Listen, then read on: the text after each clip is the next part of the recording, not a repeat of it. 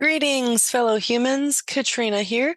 Quick disclaimer, I'm a professional, not your professional. Nothing about the stage should be taken as medical, legal, or otherwise advice. This podcast is purely for education and amusement. That's it. Disclaimer over. So I thought I'd talk today a bit about what I don't know about cults. And I don't know a lot about cults, and I don't know a lot about what that entails or what that experience would be like, but I have some information about some warning signs that we might go over.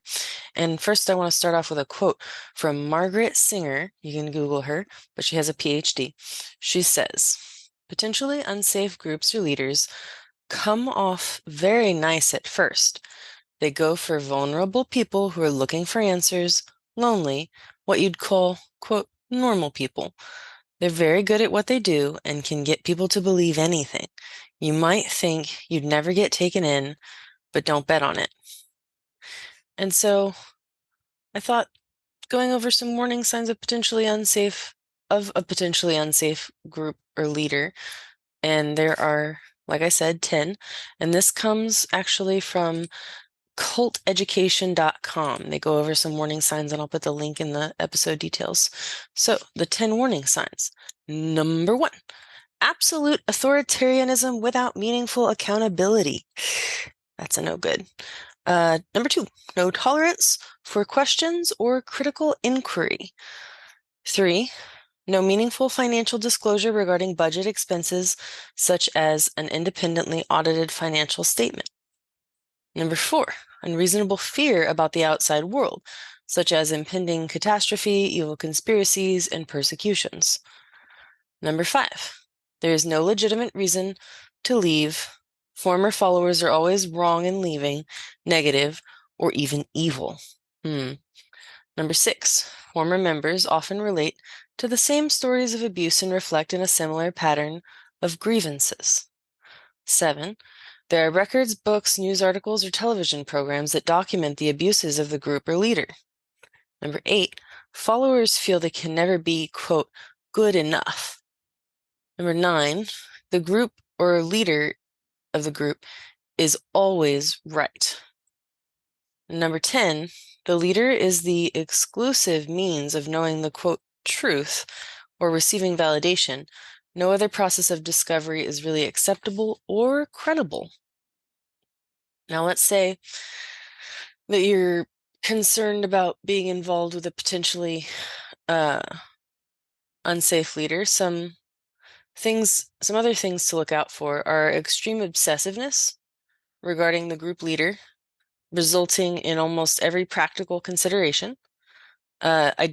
Individual identity. So individual identity, the group or the leader and or God as a distinct separate categories of existence become increasingly blurred. So instead, the followers mind these identities become in the follower's mind. Wow, that sentence got away from me. So let's try that again. So in the follower's mind, these identities become substantially and increasingly fused as that person's involvement with the group or leader continues and deepens. Also, whenever the group leader is criticized or questioned, it's characterized as persecution. Also, uncharacteristically stilted and seemingly programmed conversation and mannerisms, cloning of the group or leader in personal behavior. Dependency also is dependency upon the leader for problem solving, solutions, and definitions without meaningful reflective thought, a seeming inability to think independently or analyze situations without the leader involvement. These are some good warning signs. Also, hyperactivity centered on the group or leader agenda, which seems to supersede any personal goals or individual interests. A dramatic loss of spontaneity and sense of humor. Increasingly isolation from family and old friends unless they demonstrate an interest in the leader. Anything the leader does can be justified no matter how harsh or harmful. And finally, on this particular point, former followers are best considered negative or worse evil and under bad influences. They cannot be trusted and personal contact is avoided. That's a bad sign. Now, let's say that you're thinking that you're part of a group with an unsafe leader. Some more things that might be helpful to keep in mind is a safe leader. Um, let me explain this real quick. This is 10 signs of a safe group or leader. So if you're in a group and they're doing these things, cool, keep going to that group.